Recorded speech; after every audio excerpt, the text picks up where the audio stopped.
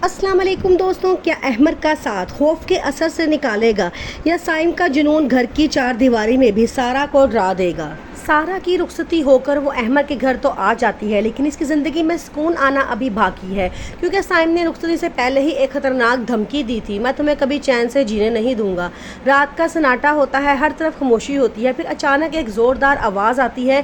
साइम चुपके से अहमद के घर में दाखिल हो जाता है और सीधा सी कमरे खिड़की पर पत्थर मारना शुरू कर देता है जहाँ सारा मौजूद होती है। खिड़की का शीशा टूट जाता है, ज़ोरदार आवाज़ गूंजती है और पूरा घर लरज़ उठता है। घर के सारे अफराद घबराकर बाहर आ जाते हैं। सारा का चेहरा खौफ से जद पड़ जाता है। वो कांपती हुई कहती है, ये ज़रूर साइम ही होगा, वो मुझे चैन से जीने नहीं देगा।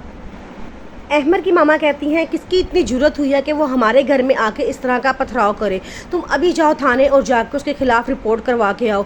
साथ ही अहमद कहता है, मैं जान गया हूँ, ये कौन हो सकता है, ये साइम ही होगा और मुझे साइम के खिलाफ ही थाने में रिपोर्ट दर्ज करवानी पड़ेगी। आखिरकार वो वक्त आ ही गया जिसका सबको इंतजार था। सुबह के वक्त जब पूरा मोहल्ला अभी नींद से बेदार हो रहा था, पुलिस साइम के दरवाजे पर आन खड़ी होती है।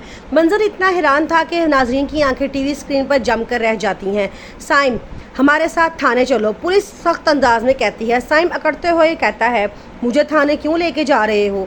पुलिस वाला तंजिया अंदाज में कहता है, नई फिल्म बनानी है और तुम्हें हीरो का रोल देना है। ये जुमला नाजरीन के दिलों को मज़ाक से भर देता है, लेकिन यही वो लम्हा होता है जो साइम की तबाही का आगाज़ होता है।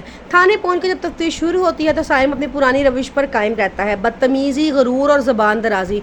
मगर पुलिस ने भी इस बार ठान ली है।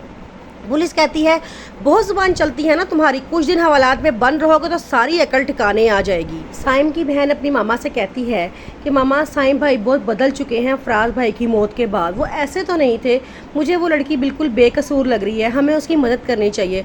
ये जुमला सुन के साइम का पारा सातवें आसमान पर चला जाता है। वो गुस्से में कहता है, इससे पहले कि मेरा मीटर आउट हो जाए यहाँ से निकल जाओ।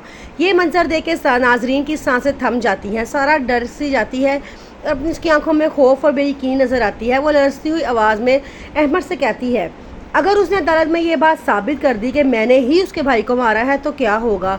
ये सुनकर अहमद का किरदार नरमी और हिम्मत की अलामत बन जाता है। वो सारा को तसल्ली देता है, कहता है, ऐसा कुछ नहीं होगा, क्योंकि तुम बेकसूर हो और जब इंसान सच्चा होता है तो कभी उसके साथ बुरा नहीं होता।